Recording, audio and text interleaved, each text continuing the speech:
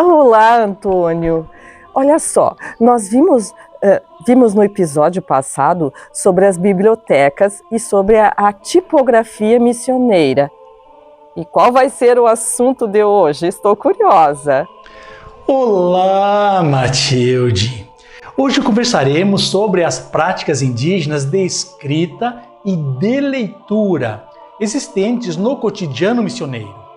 Sabe, eu sei que a escrita estava em todos os lugares nos povoados missioneiros. Você poderia falar um pouco sobre isso para a gente iniciar a conversa?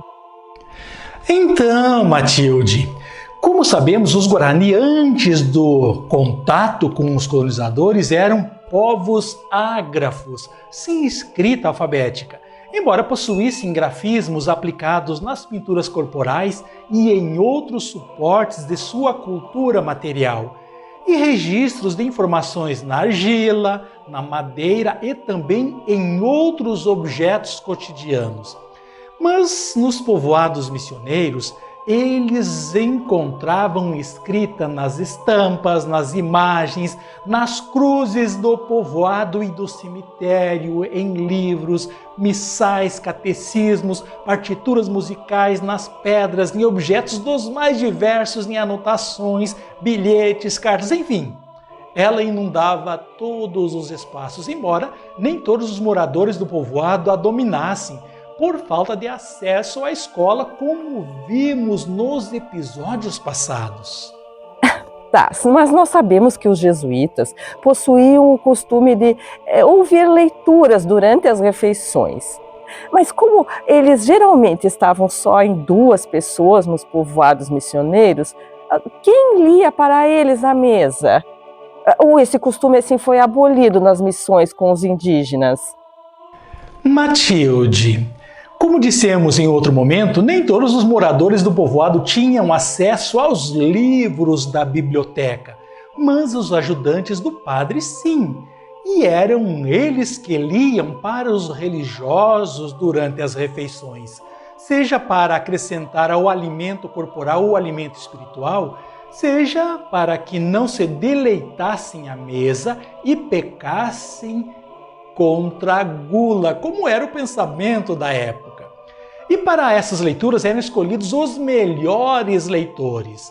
Cardiel chegou a dizer que alguns meninos guarani aprendiam a ler com grande habilidade e liam línguas estrangeiras como o castelhano e o latim melhor do que os próprios missionários, e que liam com voracidade tudo o que lhes caía nas mãos, como indica o padre Peramás.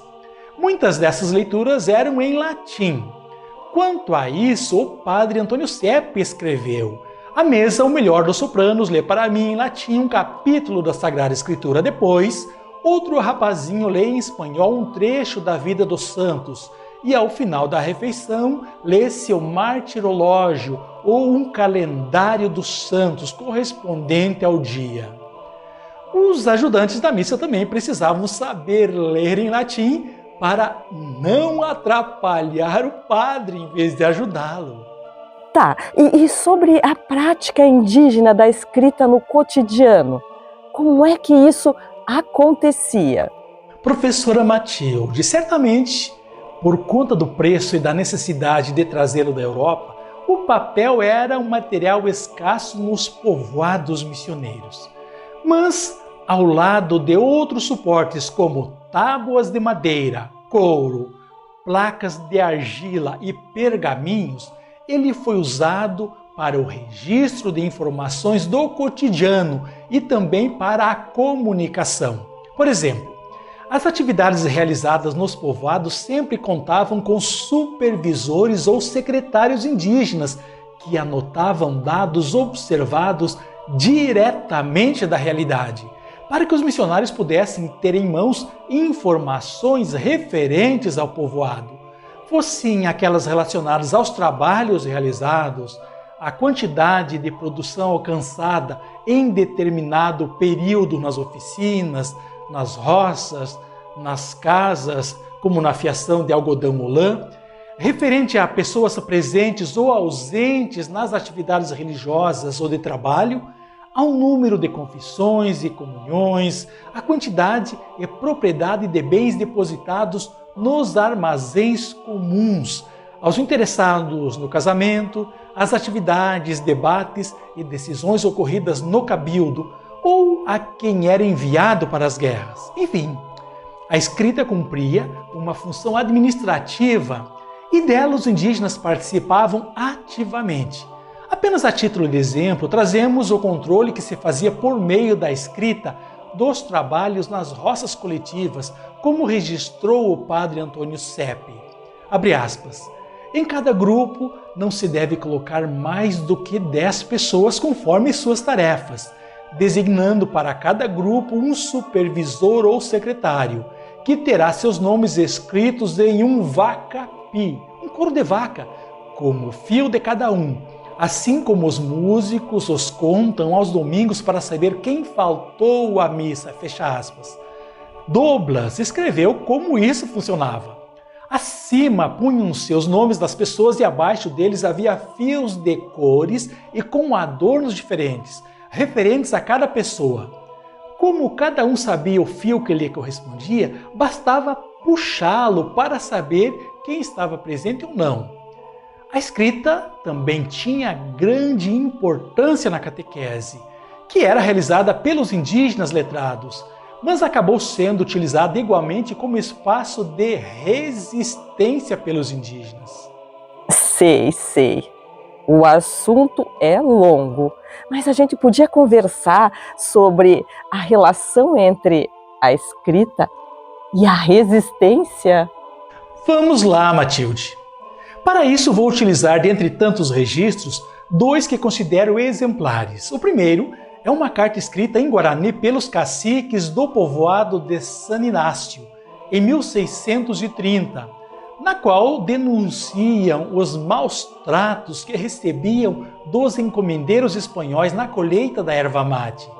Trata-se do registro de uma grande assembleia na qual os indígenas do povoado resolveram escrever uma carta para o rei, em Guarani, pedindo aos padres jesuítas que a fizessem chegar a ele.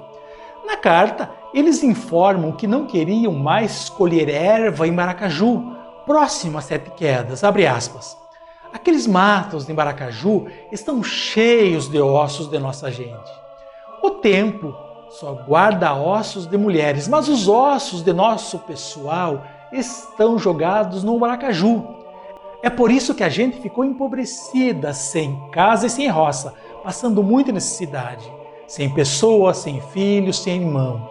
Por isso não queremos mais ir para lá nem enviar nossos filhos, fecha aspas. Outro caso do uso da escrita como forma de resistência é a intensa troca de bilhetes e cartas entre os indígenas, geralmente escritos em Guarani, que enfrentavam os exércitos da Espanha e de Portugal na Guerra Guaranítica.